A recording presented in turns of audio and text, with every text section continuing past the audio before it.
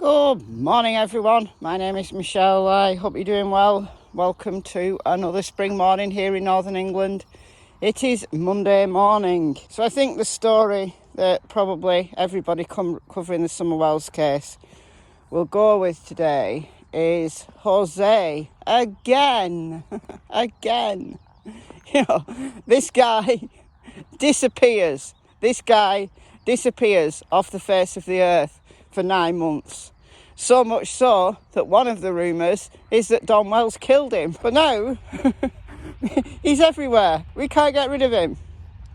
I'm joking. It's very useful to have had Jose come out and talk. And he was on Chris McDonough's show, The Interview Room, last night. Here are some thoughts now. I'm not spending the entire video talking about Jose because I made a whole series of videos when he was on Justice for All's channel. And to be honest, I don't think we learned a whole lot more from Chris's interview, but it was useful nonetheless. I think Chris, in having him on his show and having his researchers look over Jose, I really hope will put to bed that Jose is an SO, that he's this person or that person. No, he isn't. No, he isn't. Look, guys, I do research. Look, guys, if I had any doubt whatsoever that Jose was an SO, registered or otherwise, I would have said so. There would have been a video on my channel about it. Why is there no video on my channel about it? Because I could not find any evidence. The creators that have put this myth out there, I have asked, requested that they provide the receipts. Has there been any receipts? Not that I know of. Why? Because they don't exist. So I'm glad that Chris has put that one to bed. I feel terribly sad for Jose, who's had his whole life turned upside down because of his choice to come and talk to YouTube. It's not a drama that you can just switch off once you've got a few views on it. These are people's real lives. And I say again and again, when people have been hounded, when people have gone real life on them with no evidence whatsoever that they did anything wrong, it gives YouTube creators a bad name, but that's just the tip of the iceberg, because people who've had their whole lives brought up on YouTube channels, Jose is just the latest one in a string of them. There's been Jackie Dobbs, David Dotson, Robin Lane. He has given us some key untruths that whether he intentionally lied to make himself look better or he genuinely didn't remember the dates and, you know, saying, yeah, I arrived in winter because it was cold, and then I arrived in summer when everyone was in shorts, and then I was there definitely 6 months, and then maybe I wasn't, and yeah. You were there a month, son, and we've had this discussion. I'm not going to reopen that one.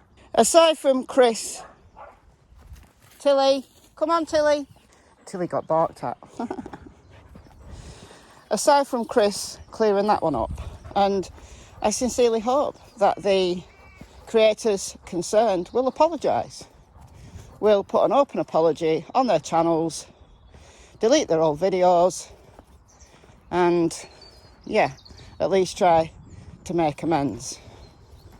Not that you can when you've wrecked someone's life, but there you go. Now, that might not be popular. People who support those creators may not believe what I'm saying. They may not believe what Chris is saying. Well, that's fine. You carry on with that. Hope it makes you feel great. Now, guys, next thing, the fridge. When Don did an interview with WVLT a few months ago, the old fridge that's on the Wells property came into question.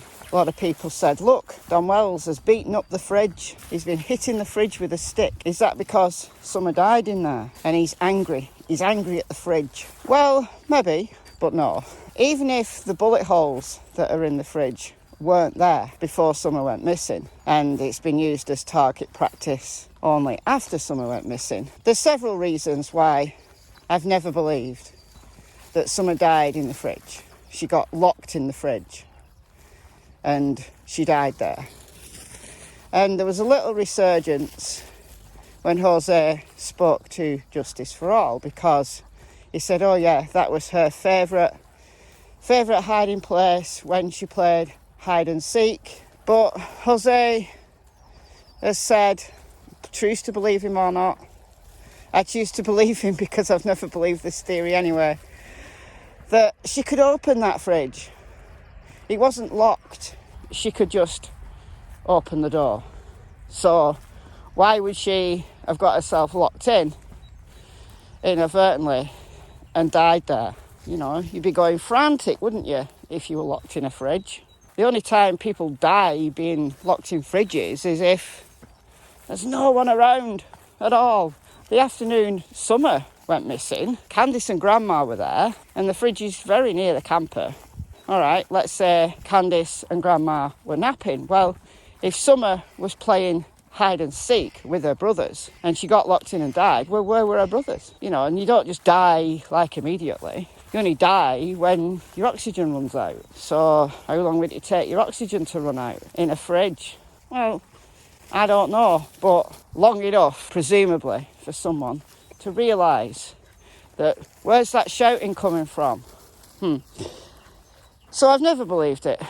The other reason why I've never believed it is because if Summer had died in that fridge, there would have been some evidence of it that the cadaver dogs would have picked up on. Every so often, a discussion on cadaver dogs comes up, whether it's on YouTube or my Facebook group, and last night was no exception. So there's a thread on my Facebook group with people saying that it takes cadaver dogs 24 hours to 72 hours before decomposition is such that they can detect the scent of death. That's untrue.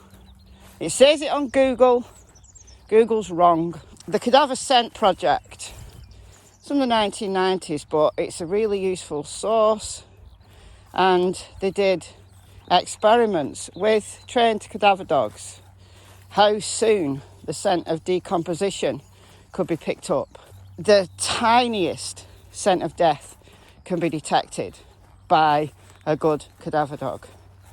And cadaver dogs become reasonably reliable once a body has been decomposed or been dead for about an hour and a half. Decomposition, the early stages, begins immediately after death, but not reliable. But in a closed-in space, like a fridge or like a vehicle, that scent, the small amount of scent that starts to gather, pools.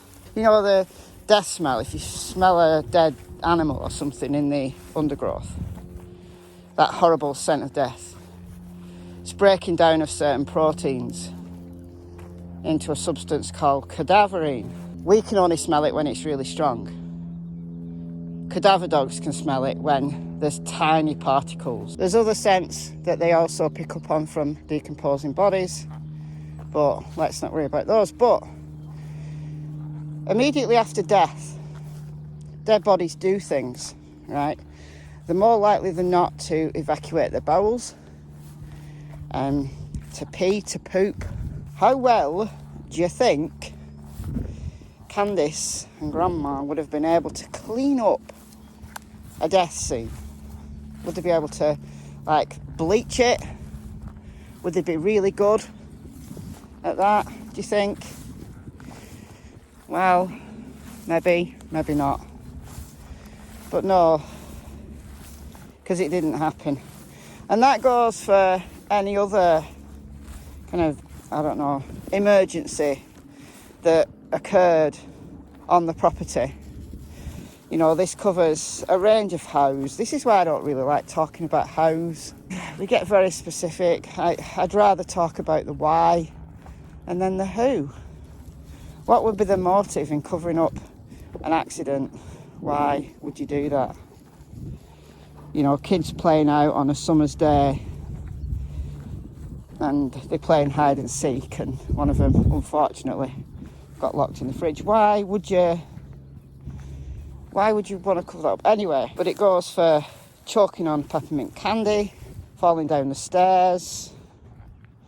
You've got a death scene to clear up. Even if there's no blood, there's still a high chance of other bodily fluids that can be detected by scent dogs, search dogs, cadaver dogs. I've got several videos on search dogs. I've got one specifically on cadaver dogs. I'll leave one of them, the cadaver dogs one, that's got some sources that you can read, including the Cadaver Scent Project.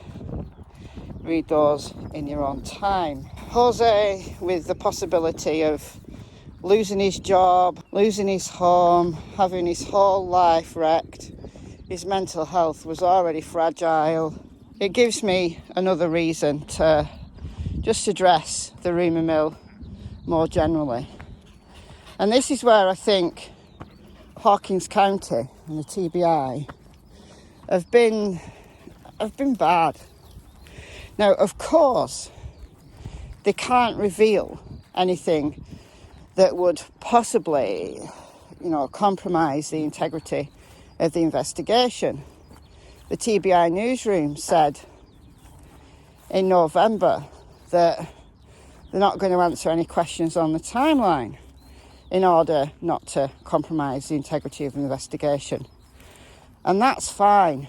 But I think for people who are calling for the TBI just to tell us something, at least to address some of the rumours, I think you guys are absolutely right that there is more they could have done. A few days ago, if any of you caught my live stream over on my other channel, Michelle Walks, that was a Michael Vaughan case discussion, because a few days ago, the 24th of March, the City of Fruitland Police in Idaho had put out a statement, an update on Michael's case. So go over and watch that live. And I speculated then, and I think I'm right, that it was a very timely update. So even though it didn't say very much, because it's an open and active investigation, it said plenty. And I brought that statement down. And it was, in my opinion, a direct addressing of the rumour mill that has been so horrible. The Twitter weasels, they've been so horrible to Brandy Neal, Michael Vaughan's mother, and to Tyler, Michael Vaughan's father, who is a broken man, his grandpa, who is broken. Why do they not come out and speak? Because nobody has a requirement to speak just because you say so, just because you're investigating the case. Come on now. You only want them to come out so that you can rip them apart like you've done with Brandy. Hawkins County Sheriff Ronnie Lawson, I think he's just, he's been dismissive of social media from the outset. 9.5 months later, quite frankly, I don't blame him for being peed off, but social media has its good sides. And if you harness it and you work with it and you do something to dispel some of the rumours, I think it can be really helpful in raising awareness. So I think Sheriff Ronnie Lawson needs to get with the times, stop being so grumpy, and be more productive, like the city of Fruitland Police have been. You know, it shouldn't be a case of, you know, what goes on Beech Creek stays on Beech Creek. If there's a missing child, we shouldn't have to be having conversations like the numerous videos I've made about the secrecy of places like Beech Creek where certain families have run the show. You only need to go back 2 generations in this area and it was exactly the same. In some enclaves around here still, you have that. In this here village here, there's been a lot of new houses in recent years. You know, I remember those guys being built there. A lot of new people come in. The village is a lot bigger than it used to be. But there's still certain families that if you cross one of them, 20 of them bleed. So, well, it's up to you. It's up to you if you want to cross them. I get this kind of, you know, what goes on Beech Creek stays on Beech Creek kind of mentality. I think law enforcement needs to work with the people, in my opinion. And then again, Sheriff Ronnie Lawson, you know, it's an election year. He wants to go about his business, elected unopposed. This has been a little rambly, different subjects. Hopefully you found it interesting. If there's anything you want me to cover in detail, let me know in the comments. Goodbye from Miss Tillington and Miss Cassie Springer. Bye guys.